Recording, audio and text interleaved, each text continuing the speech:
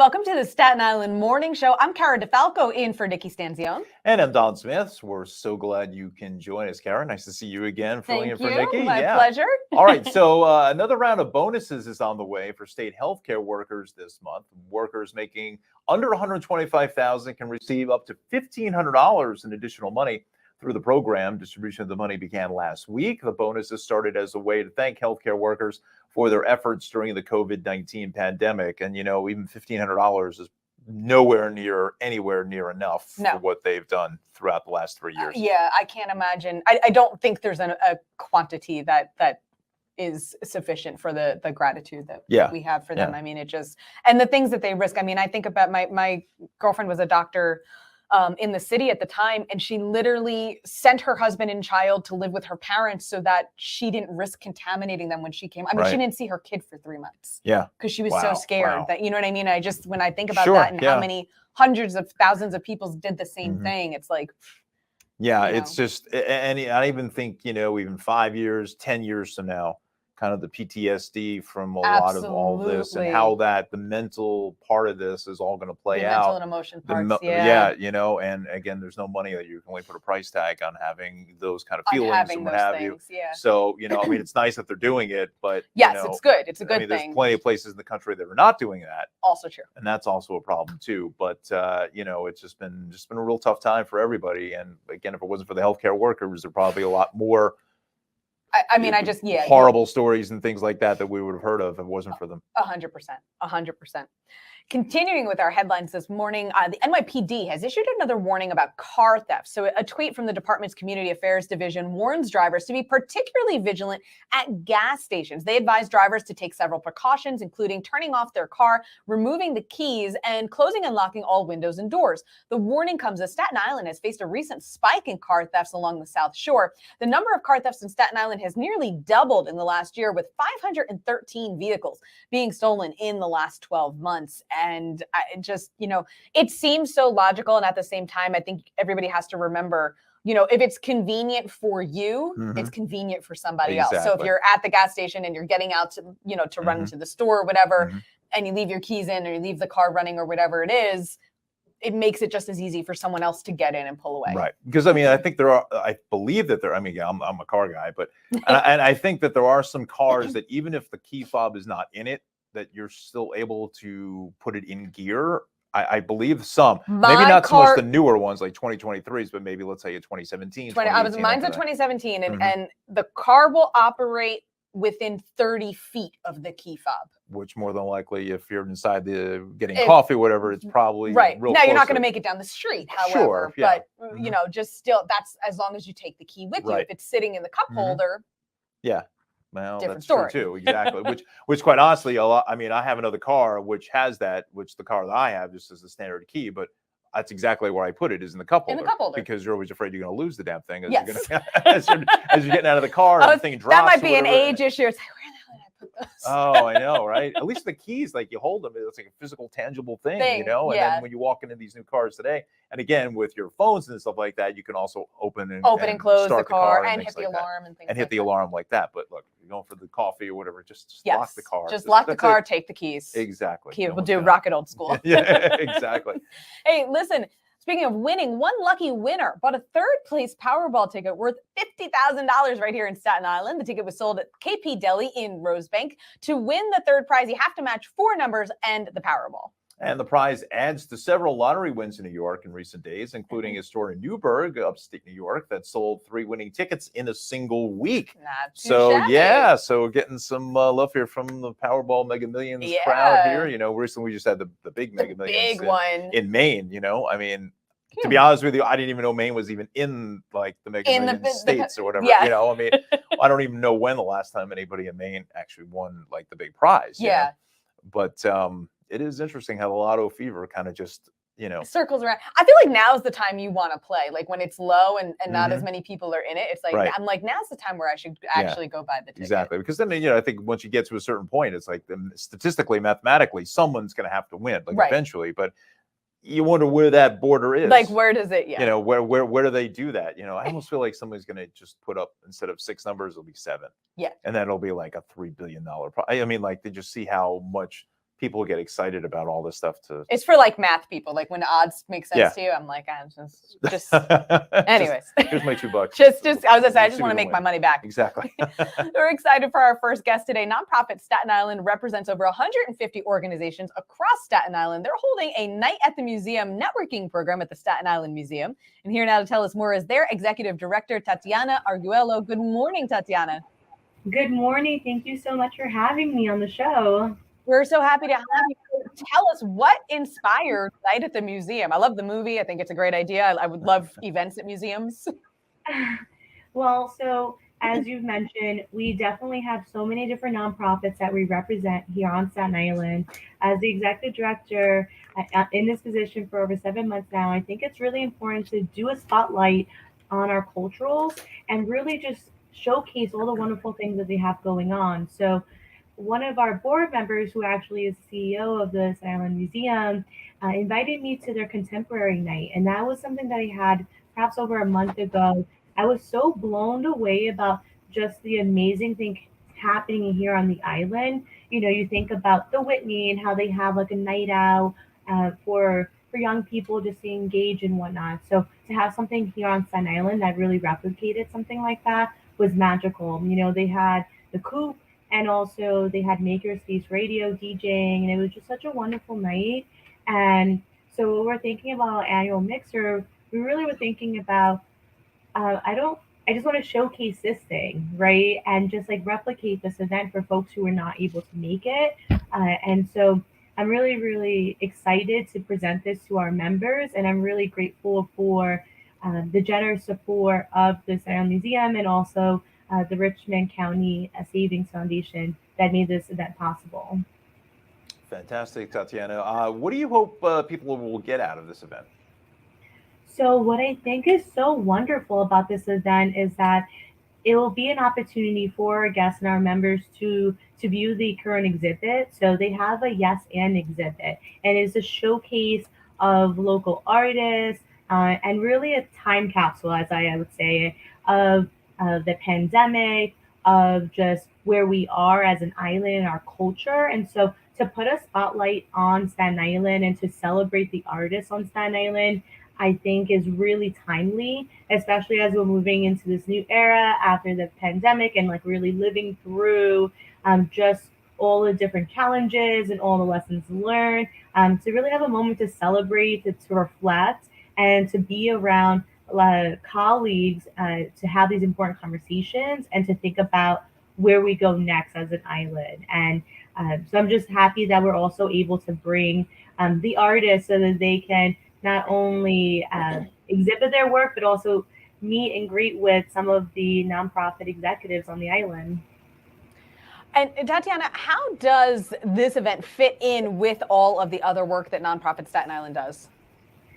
So a lot of the work that we do is really around 3 pillars. So it's community building, community voice, and community response. So this really is about community building. You know, it's an educational event at the core, but it's also about networking, right? What I've seen a lot about what really is a focus right now coming out of the pandemic is the opportunity to connect with community, to the ability to share and reflect what we've learned, and also the opportunity to also be responsive to the needs of our community. So we do a lot of different things, whether it be trainings, whether it be professional developments, meet and greets. And so this really is aligned about really highlighting the important work that our nonprofits are doing on Staten Island. And I know I don't have to tell you all, but you know, it just is so special, the place that the nonprofits have here on the island and the work that they do. And I know you were talking about just the healthcare workers. That's a nonprofit here on the island. And so the way that those things really interact and make up our economy, but also make up our community definitely needs to be highlighted. And that's what we're here to do. So Tatiana, how can other nonprofits get involved with what you're doing?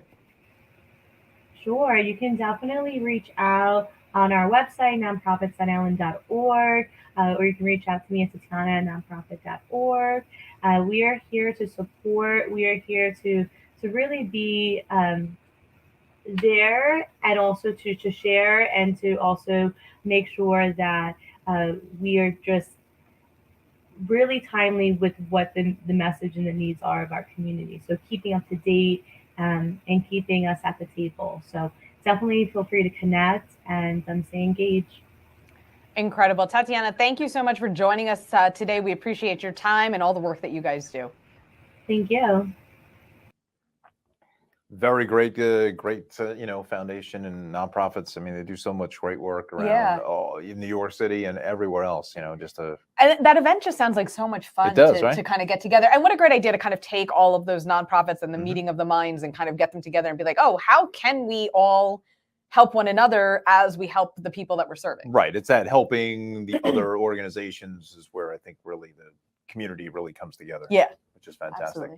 All right, folks. A new Volkswagen study found that the average New Yorker has gone over 100 miles per hour 3 times over the past month. How they actually figured that out, I don't know. Majority said that they would actually speed more than they already do if they didn't have to deal with speed cameras. The study also found 10% of drivers didn't think highways should have speed limits at all. There's a lot to unpack in what I just read there. I'm not even sure. I mean, you're going to have all the facts and figures for stuff. Well, like this, I mean, sure. Speed limits. I have the lead foot. Yeah, I do a little bit too, and NYPD is, found me in. I was going to say they're aware of me. Yeah.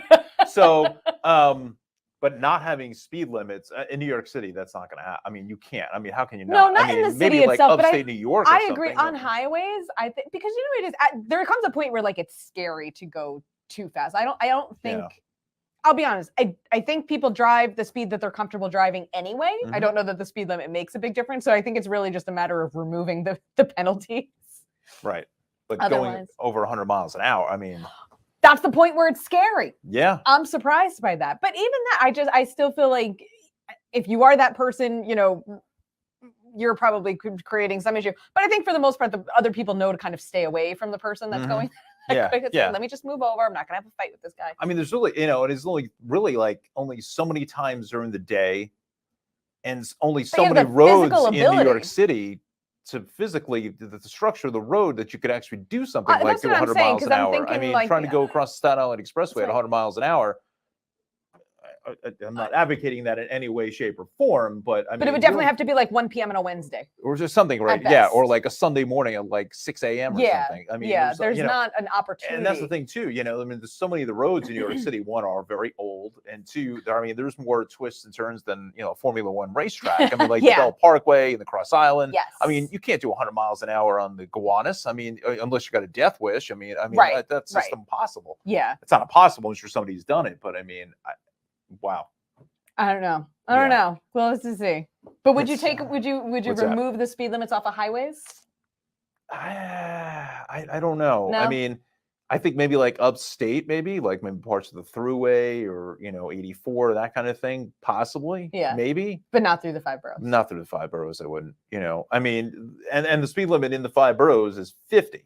Right. That's where a lot of people get themselves into trouble. Either coming from New Jersey or Connecticut, where in some spots it's 65.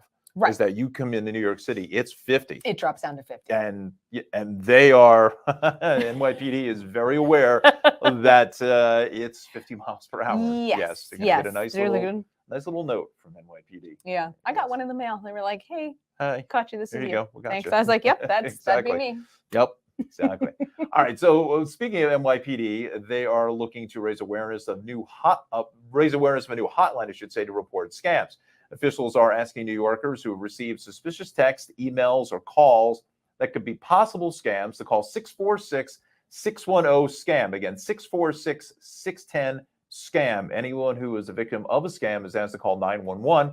A tweet from Staten Island's 122nd Precinct also noted that government agencies will never contact you or ask for payment or personal information. Huge. I mean, a huge thing. And again, I'm a big fan of Blue Bloods, and that's really, I mean, it's kind of, it's like kind of the heart of New York City in the show and whatnot. And Henry, who's Frank's father, and a friend of his in the most recent episode, got caught up in a scam like this because she said she got a call saying that somebody was in jail, that kind of thing, and needed bail money, and they wanted gift cards, and she was buying the gift cards. So, I mean, it really is like it's one of those things where you have to kind of, and they do that where like they jump you into that emotional correct reaction Yeah. to something, and Uh-huh. you have to be able to check yourself and go, is that reasonable? And would yeah. that be, and and it's hard sometimes because when you're concerned that somebody you love is in danger Mhm. or in need, obviously you want to hurry up and just do whatever you Of have to do course, to yeah. resolve that for Sure. them. But it's definitely one of those things where you have to just go, wait a second, does that sound reasonable? Is Mhm. that Right. what they would really ask me Yeah, for? And exactly. why wouldn't it be a lawyer calling me? Why wouldn't their if it's your grandchild, why wouldn't their parent be Yeah, calling me or somebody exactly. else, Mhm. if they don't live with Right, you? exactly. And then again, in some cases, like I mentioned in the example, be a gift card, that kind of thing. Those are things you got to think about too. Why Right. would anybody want a gift card other than to take your money? Right. Because there's really no way to kind of track that kind of thing. And like you said, they play on the vulnerability. I screwed that word up, but of Yes, emotional of things the- and yeah. of elderly folks or whatever. And again, a lot of senior citizens and stuff like that.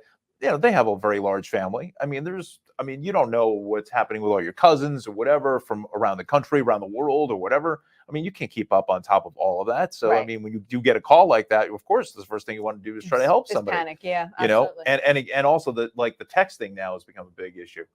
Texting on the phones with scams and things like that. Yeah. Say, hey, click on this link or whatever, and then they set, and all of a sudden you're going down a rabbit hole of some type. That I you don't wanna definitely, I get know with involved. my mom's like, what is this? I'm like, just delete that. Don't touch it. Right, I exactly. gotta rip it. No. Right. Well, what is what I tell my parents is that I tell them, look, if you didn't ask for it, like Right. either in the mail, then in the mail, or you Or- requested it online, Right. just ignore it, just delete it altogether. Yes, absolutely. If you get anybody on the phones calling, asking whatever, like if you didn't ask for it, then forget it. Forget it's a it. scam. It's a scam. Yeah, So absolutely. that's why you got to be very vigilant and call that phone number if you have been scammed, or definitely call 911 if you have been scammed. But if you know something, definitely give that number a call.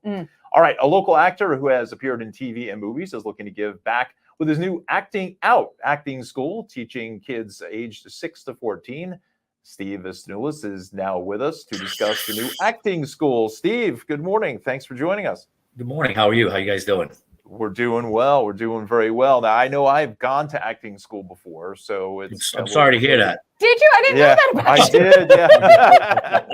Yeah. I'm joking. I'm kidding. Yeah, and I think I did like 2 kind of semesters with it, and I found it very interesting, and I still would love to give kind of acting a shot at times, But what gave you the idea to start the school? Sure. I mean, I grew up on Staten Island, and I grew up in Oakland Heights, and I'm almost touching the 50-year mark. So when I was growing up, and the idea of wanting to become an actor or even trying to go to school, the only access you really had was going to the city. And the idea of my parents taking me at 7 years old to Times Square to wait outside 2 hours for me to do a class was a non-starter. It was never happening. So over the years, again, it's crazy because I've gotten into the business in 1999, and really there's not that much on Staten Island today. So what we're trying to do is we have a beautiful black box theater on Staten Island at Little Victory Theater, which has a beautiful stage. It has props for the kids. It has a dressing room in the back of the theater, which is better than some of the off-Broadway plays I've done. And it'll give kids the experience of a New York school, but here on Staten Island, which I kind of like a lot. I love that. So then what kind of instructions do students receive at acting out? Because you were talking about the theater. And is there a difference between, theater acting, play acting, and TV and film, Sure. which you've got experience in? Sure. I mean, the answer is yes and yes. Well, the first question is the reason why I liked the black box theater and the whole experience is when we were thinking about this and the idea of putting it into a rehearsal space, I didn't feel it gave the legitimacy of the real vibe of what a theater would look like. Okay. And what we're doing is because the kids range from 6 to 14, you had mentioned you've gone to acting school. A lot of times when you've gone to a scene class, you would sit with your partner, watch 15 other people do their scenes, and then you would do your scene for 5 minutes and you were done. So what we did was we got 2 classes for improv and basic technique for the kids so that we keep them engaged, because we're not getting kids from Juilliard right now. We're getting kids that are just trying to put their toe in the water. So it's more about engaging them and keeping them occupied, and so they get into it quickly, and they're always doing something, some sort of breathing exercises, some sort of fun Meisner techniques. We will be doing and adding classes down the line for acting for camera and all those type of classes as well. But the biggest difference between stage and film acting is when you're on stage, everything needs to be big and over exaggerated, because when you're acting in a big theater, somebody in the 40th row has to see what you're doing. Where the camera is very right. I have to tell you guys, the camera is close on you, so it picks up every little closer than you might like. Especially with 4K, right? So yes. So again, when you were acting for camera, every little mannerism, everything's kind of picked up. Where with stage, everything's a lot bigger. So a lot of times it's funny when you bring a stage actor onto a film set. Sometimes you, as a director, you have to kind of hone them down a little Rein bit. them in. Rein them in, right? Bring it in, Charlie. But no, but yeah. So the idea is to start with these two classes and to expand as we go, and as the kids get a little more advanced, and then we're going to do a little showcase at the end of the year, where I'll bring in some casting directors, some agents that will give their input, and it'll also be a great networking thing that they wouldn't usually have unless they were in the city. So we're pretty excited to get this thing started.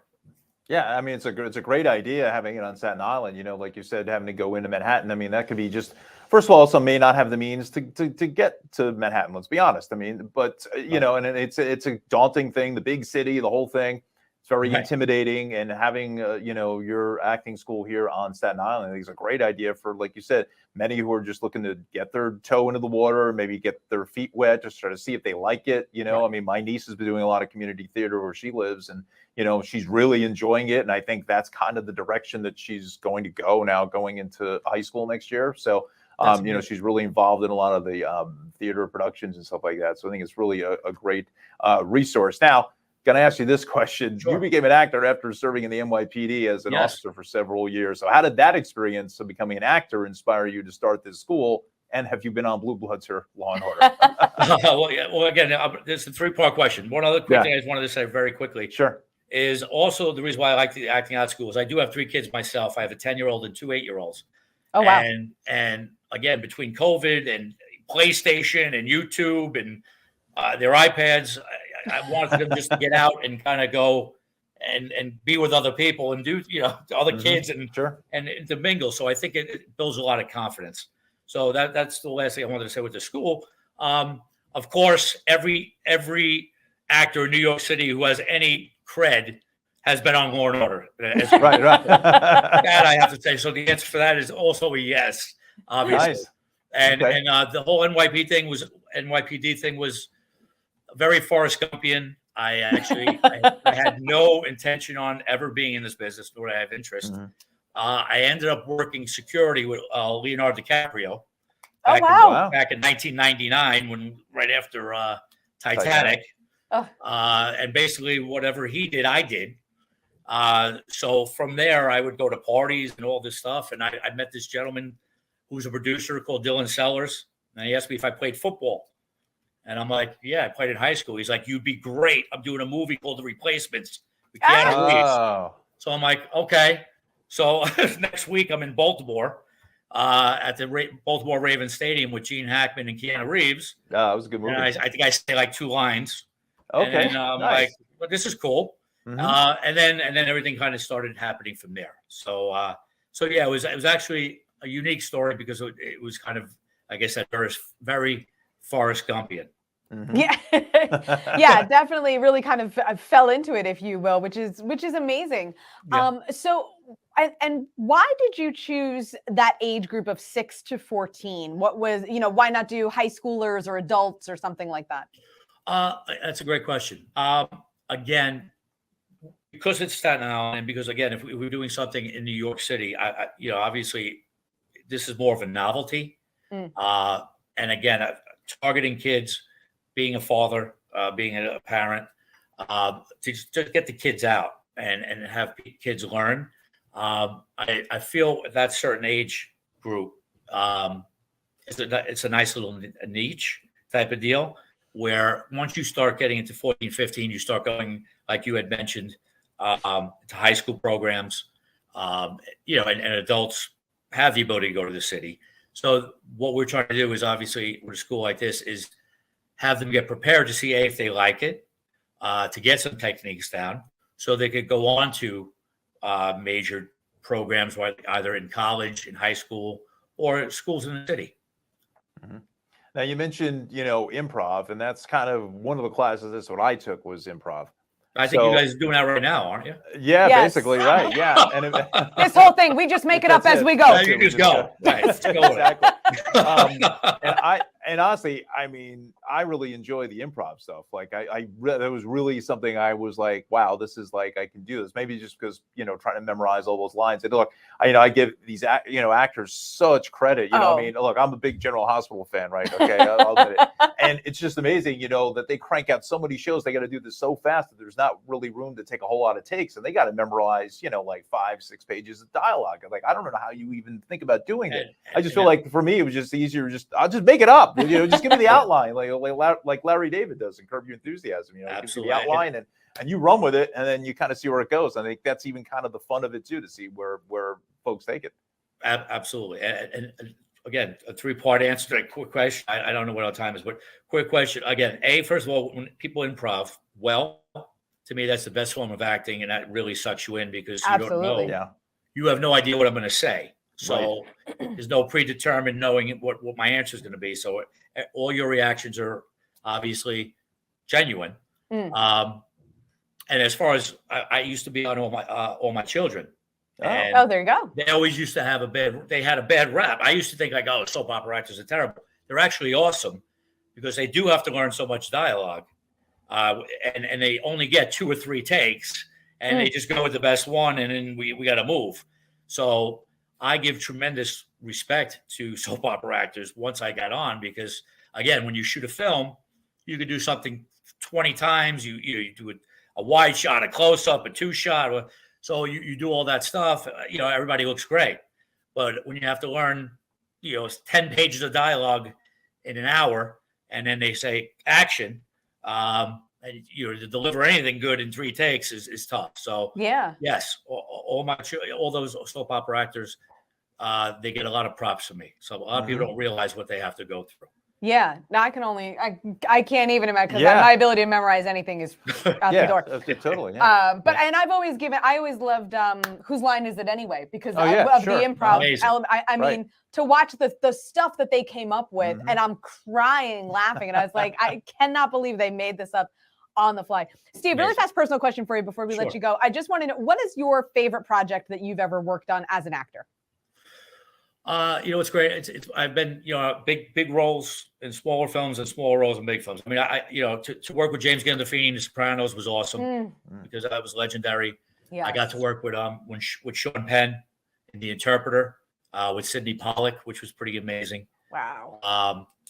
And I got to work with Denzel in Manchurian Candidate with Jonathan Demme. So those experiences alone were awesome, because I got to see how people I looked up to at work, behind the camera and in front of the camera.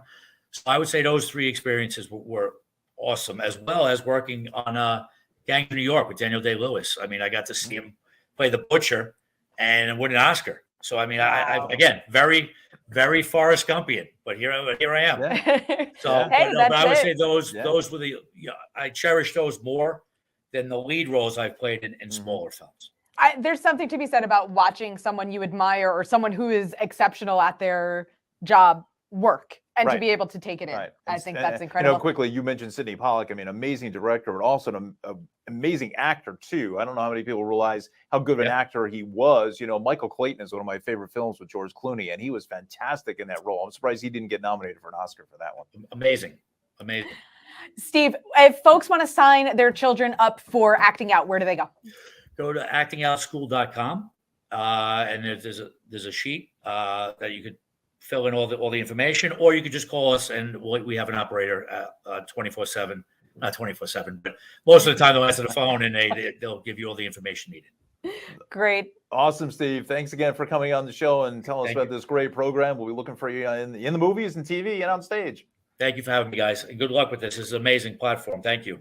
Thank you. Thank you. Thank you so much. And speaking of platforms, Kara, you can always find us on social media. Search for the Staten Island Morning Show on Facebook, Instagram, and Twitter, and click follow. We'll be back. As an Olympic athlete, I prepare for everything. So when I became pregnant, I thought I was ready. But at 32 weeks, I was diagnosed with severe preeclampsia and had an emergency C-section. Looking back, had I known the warning signs, I would have talked to my doctor sooner. Too many women die of pregnancy-related complications, and most are preventable. If you or someone you know is pregnant or recently had a baby, learn the warning signs. It could help save her life. Hear her. Travel is part of the American way of life. When we're on vacation, we keep an eye out for anything that looks out of place. Miss your bag. When we travel from city to city, we pay attention to our surroundings. Everyone plays a role in keeping our communities safe. Whether you're traveling for business or pleasure, be aware of your surroundings. If you see something suspicious, say something to local authorities.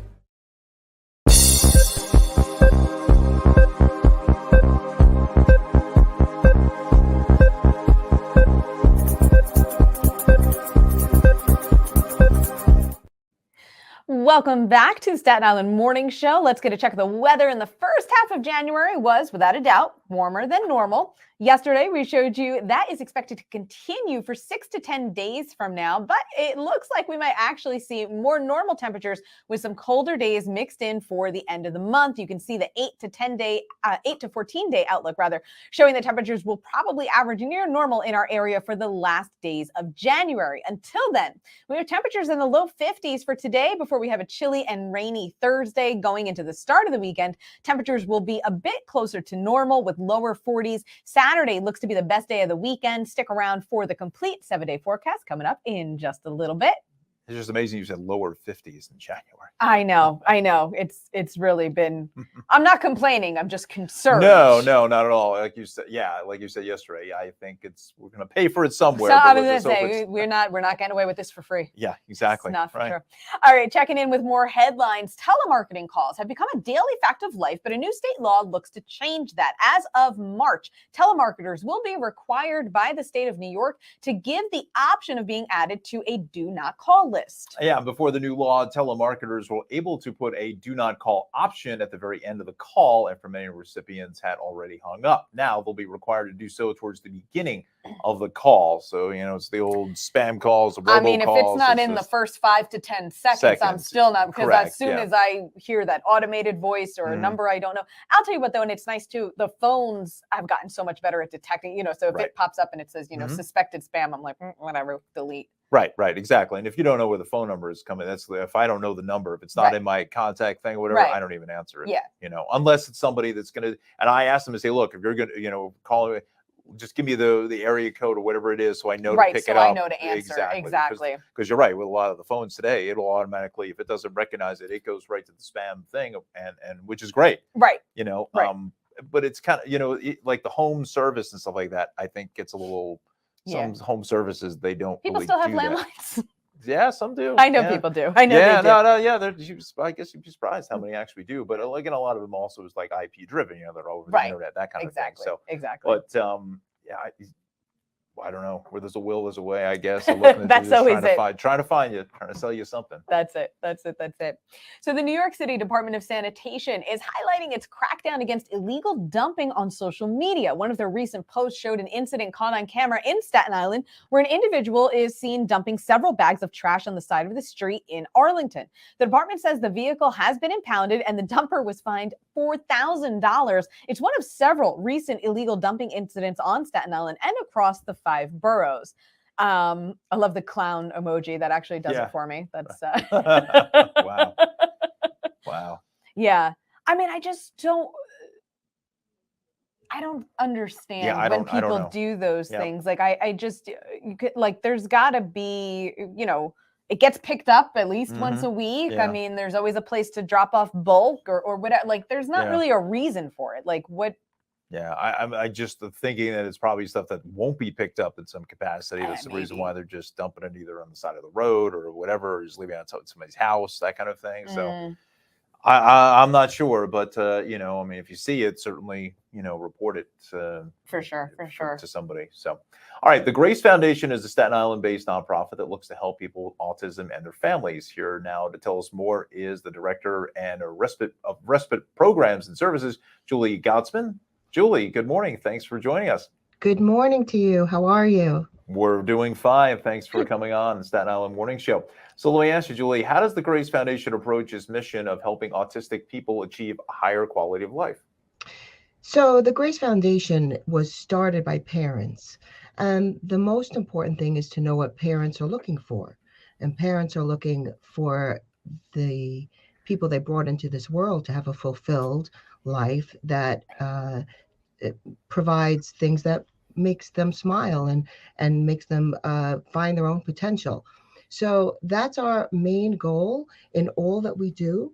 The Grace Foundation provides 7 days a week, from morning till evening, and the weekends as well.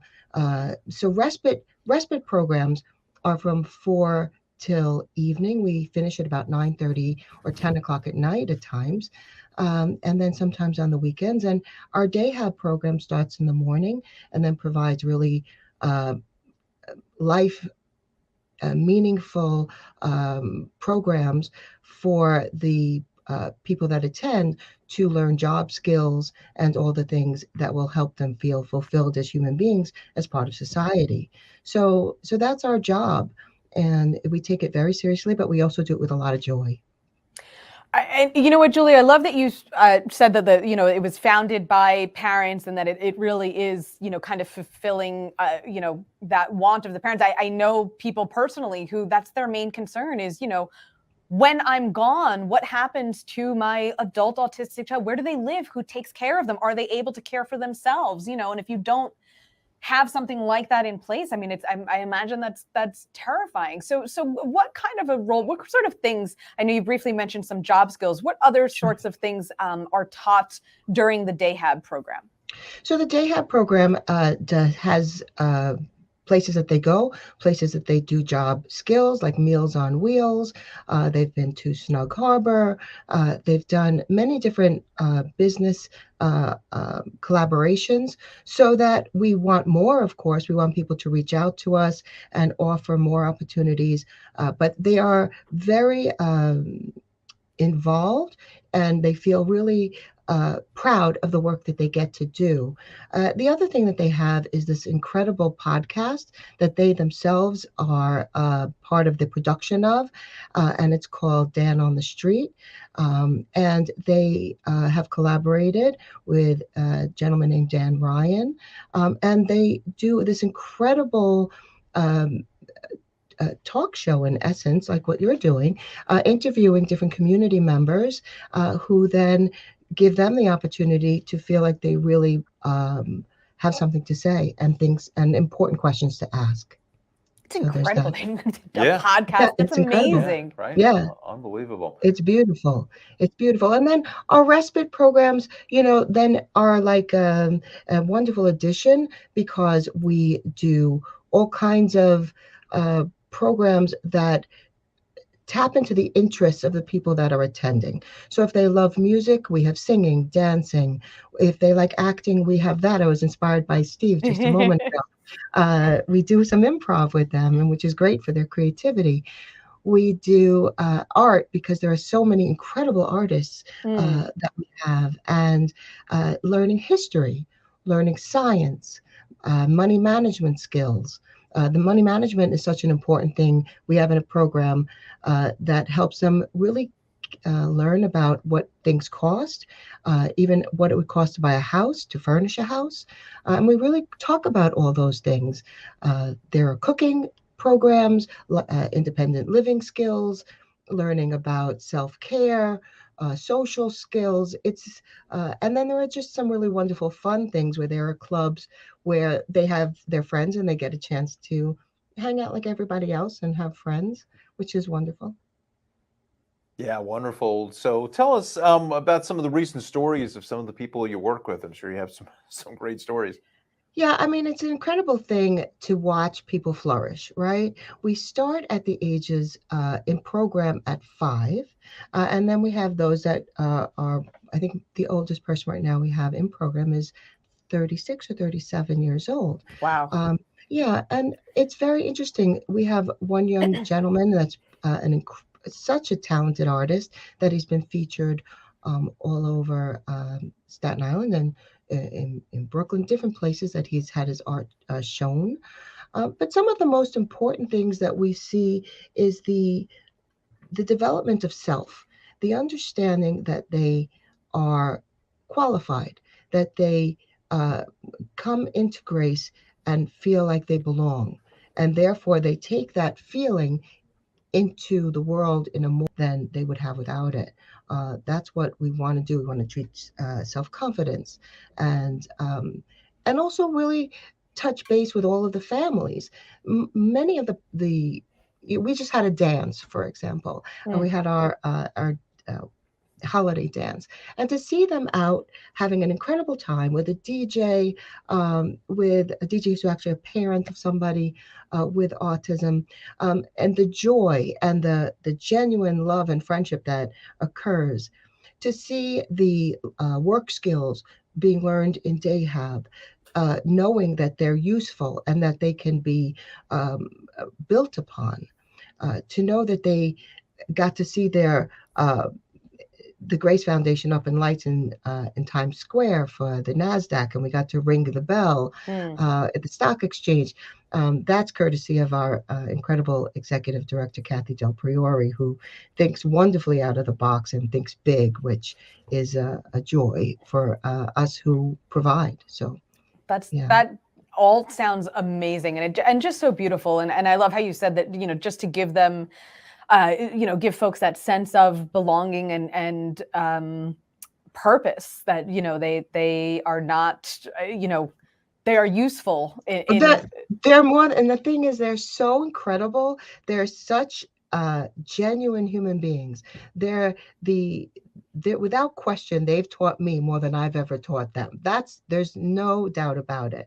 I'm the parent of somebody with autism, and we joined in the year right after. So I'm also someone who has reaped the benefits of the Grace Foundation, and that's why it means so much to me. But more so because you look in the eyes of parents and you just know what they want. Right. What they want is a full life. And you're right, we need a better plan for the future. Without question, there has to be a better plan for those as they get older, to learn to live as independently as humanly possible. Right. And yeah. Julie, I love that really briefly, because you mentioned that you yourself are a parent and that a lot of this is parent. Are there opportunities with Grace Foundation to teach and show caregivers perhaps better methods? And I ask this only because I have a friend who does this, personally. She goes to homes and she works with children, but a lot of her work is also then turning around and looking at mom and going, okay, when I leave, this is what you should do. Yes, we often do that. In fact, if we have a success at the building, then we share what that success is, and we share it very clearly as to what it is, what method we use. We have a ComHab department that where people go into homes, and also from my department, the in-home respite, where we're going into the homes and we're helping parents, A, give them a break, and B, have their son or daughters receive life skills that are pertinent to their home and therefore transferable to make the life better for the whole family. It's so important. And then all of the Dayhab work and the work that we do collaboratively with those people we work with on the weekends and so forth. We hear about wonderful success stories, how social skills is not two words. It's learning how to genuinely be social, and how to do that is to break it down and then share with the parents what that lesson was. If it was respectful listening, was it the ability to understand personal space? So it's broken down into small pieces so that the families can then help their family members implement it in various situations. That's the goal, is for people with autism are people. Of They're course.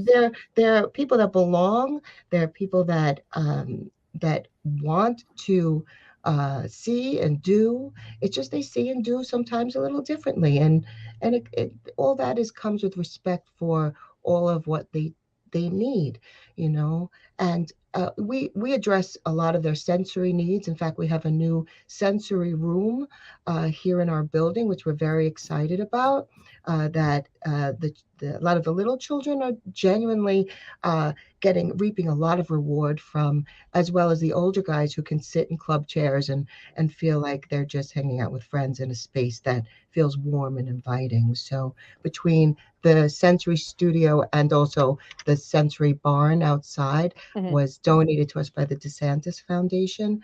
And that's an incredible place too, because it's another place they can go to feel another experience and safe. Yeah. Wonderful. So, Julie, where can people go to find out some more information about the organization? So the Grace Foundation has social media platforms and Instagram, Facebook. We have our website, graceofny.org. On there, you can find all of our media sites. Parents can click on events that we're having. We have some of the most incredible events that happen on Staten Island that are safe and autism friendly. Halloween and Christmas and Easter and all the different holidays that we do, but that many more, and virtual events like bingo. And there are just so many terrific things happening. So we hope that they log on to our Facebook and see what we're doing, see the beautiful pictures of our incredible participants, and then also check out our website. And if in need of someone to talk to, they can always reach out to myself. My information is right there, to Catherine Modena, who is the director of DayHab. She's always happy to talk to people that are looking for a DayHab experience. And we're always happy to be of advice, even if somebody doesn't attend here. Julie, thank you so much for your time this morning. We so appreciate it. What wonderful work you guys do, and it's really just a beautiful thing. So thank you again for taking some time today. Thank you so much for this opportunity. It really was beautiful. Thanks, Julie. You guys. Thank you so much. All right, coming up, the award being given to one Staten Island hospital executive. Plus, take a look at what the Giants need to do in this weekend's playoff matchup with the Eagles. And you can always find us on social media. Search for the Staten Island Morning Show on Facebook, Instagram, and Twitter, and click follow. As an Olympic athlete, I prepare for everything. So when I became pregnant, I thought I was ready. But at 32 weeks, I was diagnosed with severe preeclampsia and had an emergency C-section. Looking back, had I known the warning signs, I would have talked to my doctor sooner. Too many women die of pregnancy-related complications, and most are preventable. If you or someone you know is pregnant or recently had a baby, learn the warning signs. It could help save her life. Hear her. Travel is part of the American way of life. When we're on vacation, we keep an eye out for anything that looks out of place. Miss your bag. When we travel from city to city, we pay attention to our surroundings. Everyone plays a role in keeping our community safe. Whether you're traveling for business or pleasure, be aware of your surroundings. If you see something suspicious, say something to local authorities.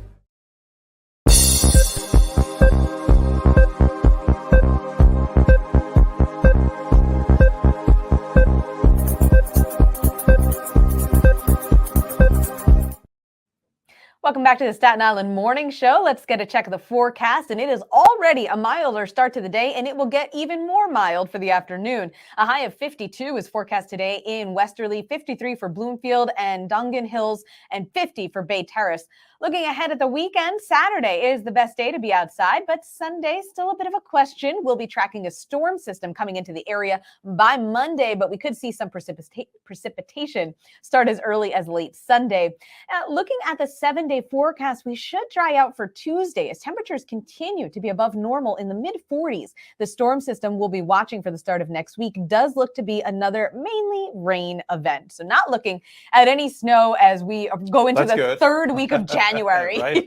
Unbelievable. I don't even know when the last measurable kind of snow that we've had.